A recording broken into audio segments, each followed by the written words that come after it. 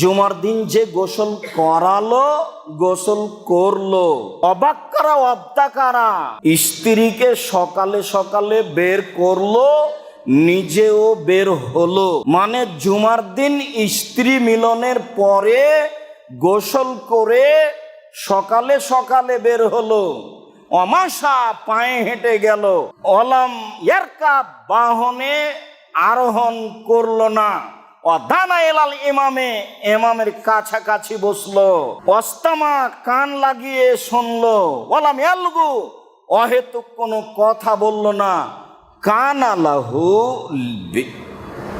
বেকুল্লে খতুয়াতিন আমাল হাসানাতিন আজরো সিয়ামেহা কিয়ামেহা। তাহলে বাড়ি থেকে মসজিদ পর্যন্ত আসতে যতবার পা ফেলেছে তত পা সমান 1 বছর তাহাজ্জুদ পড়লে যা নেকি হয়, 1 বছর নফল সিয়াম রোজা থাকলে যা নেকি হয়, তাই দেওয়া হবে প্রত্যেক পদক্ষেপ সমান।